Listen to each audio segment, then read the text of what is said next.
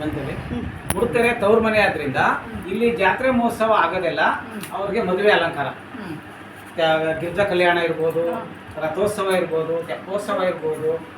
ಸ್ಥಳ ಅಂದ್ರೆ ನಾವು ನಮ್ಮ ಮಗಳನ್ನ ಮದುವೆ ಮಾಡಿ ಹೆಣ್ಣು ಗಂಡು ನಾವು ಅವರ ಮನೆಗೆ ಆರ್ಥಿಕತೆ ಕರ್ಕೊಯ್ತೀವಲ್ಲ, ಆವಾಗ ನಂಟರಿಷ್ಟರಿಗೆಲ್ಲ ಹೇಳ್ತೀವಲ್ಲ, ಆ ರೀತಿ ಪರಸ್ಥಳ ದಿವಸಕ್ಕೆ ಹರಿಜನದಲ್ಲಿ ಗುಡ್ಡ, ಕುರುಬರಲ್ಲಿ ಕಡಬಡ್ಡ, ದವಾಂದ್ ಬಸವ, ಕಂಬಿಗಳವರು ಎಲ್ಲ ಸೇರಿ ಅಲ್ಲಿ ಅವತ್ತು ಎಲ್ಲ ಸಮೂಹ ಮಾಡಿ ಶ್ರೀಶೈಲಕ್ಕೆ ವರ್ಪಾಯಣಕ್ಕೆ ಜಾಗ್ರತೆ ಮಾಡ್ತೀವಿ. ಶ್ರೀಶೈಲಕ್ಕೆ ಹೋಗೋದಕ್ಕೆ ಜಾಗ್ರತೆ ವರ್ಪಾಯಣ ಮಾಡ್ತೀವಿ. ನಾವು ಹೆಣ್ಣು ಗಂಡು ಕರ್ಕೊಂಡು ಹೋಗಿ ಯಾವ ರೀತಿ ಅಣಿ ಮಾಡ್ತೀವೋ ಆ ರೀತಿ ಎಲ್ಲರೂ ಸೇರಿ ಇಂಥ ದಿನ ನಾವು ಶ್ರೀಶೈಲಕ್ಕೆ ವರ್ಪಾಯಣ ಮಾಡಬೇಕು ಅನ್ನೋದನ್ನ ಒಂದು ನಿಧಿ ಮಾಡ್ತೀವಿ.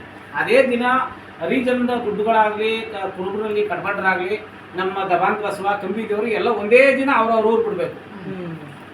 ಎಲ್ಲ ಯಾವತ್ತು ನಿಗದಿ ಮಾಡಿದೆಯೋ ಆವತ್ತು ಊರಿಂದ ಬಿಟ್ಟರೆ ಇನ್ನು ಶ್ರೀಶೈಲದಿಂದ ವಾಪಸ್ ಬರೋ ಗಂಟ 2 ತಿಂಗಳು ಇಲ್ಲಿಂದ ಹೋಗಿ ಅಲ್ಲಿ 9 ದಿನ ಜಾತ್ರೆ ಆಗುತ್ತೆ ಶ್ರೀಶೈಲದಲ್ಲಿ. ಇಲ್ಲಿ ಯಾವ ರೀತಿ ಜಾತ್ರೆ 9 ದಿನ ಆಗುತ್ತೆ, ಯಾಕಂದ್ರೆ 10 ಪೈಸೆನೂ ಜನ ಇರಲ್ಲ ಇಲ್ಲಿ. ಅಲ್ಲಿ ಇರ್ತದೆ ಕೋಟಿ ಕೋಟಿ ಜನ.